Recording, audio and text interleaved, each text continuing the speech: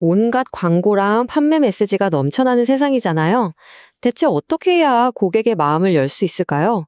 오늘 바로 그 강력한 해법, 조 비테일의 바잉 트랜스에 대해 한번 깊이 파헤쳐 보겠습니다. 자, 먼저 우리 모두가 매일같이 겪고 있는 현실부터 한번 짚고 넘어가 볼까요? 바로 광고의 홍수 속에서 느끼는 그 엄청난 피로감 말이에요. 이 숫자 보이시죠? 3,000. 이게 뭘 의미하냐면요. 보통 사람이 딱 하루 동안 마주치는 판매나 마케팅 메시지의 평균 개수라고 합니다. 와, 3,000개라니.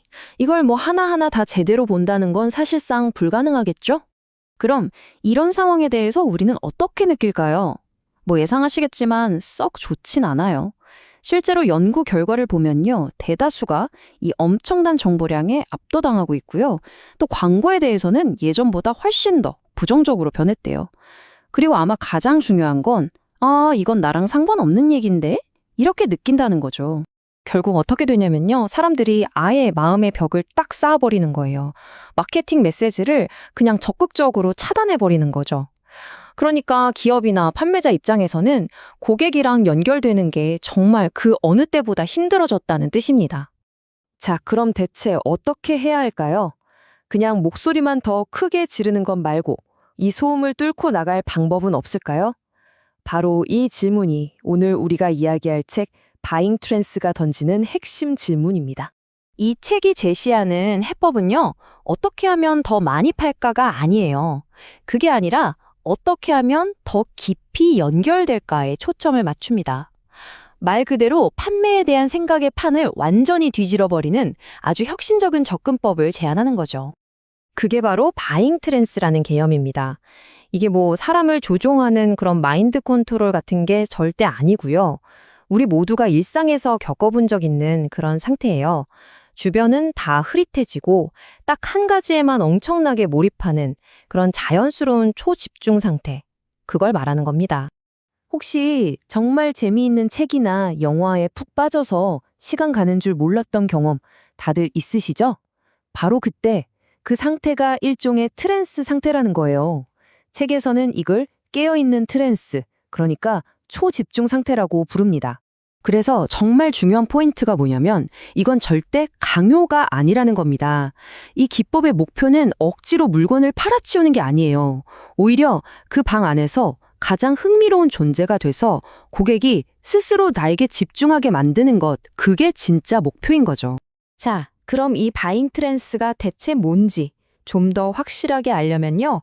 반대로 이게 뭐가 아닌지를 아는 게 도움이 될 거예요. 보통 대부분의 마케팅은 셀링 트랜스 상태에서 이루어져요.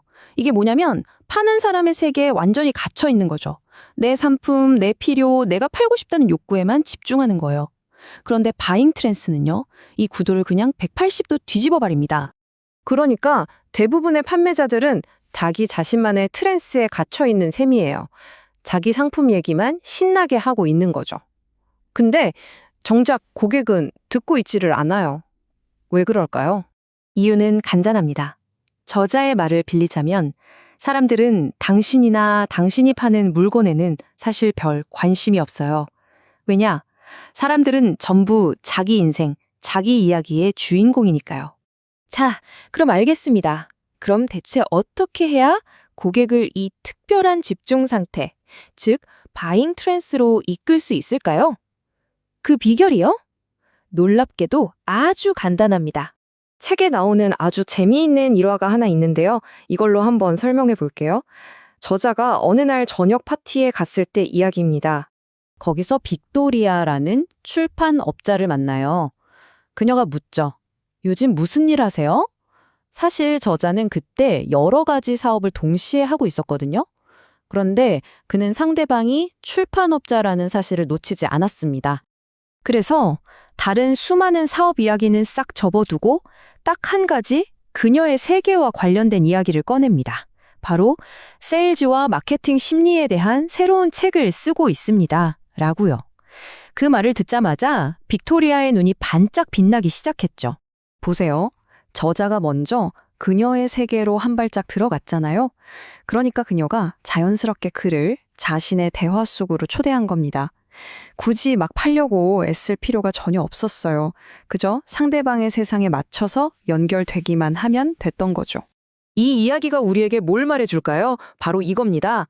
바잉 트랜스는요, 어떤 교묘한 판매 기술 같은 게 아니라는 거예요.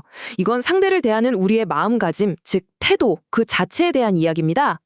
이걸 아주 간단하게 세 단계로 정리해 볼 수 있어요. 첫 번째 단계는 듣는 것입니다. 상대방의 세계, 그들의 문제와 꿈이 뭔지 진심으로 귀 기울여 듣는 거죠.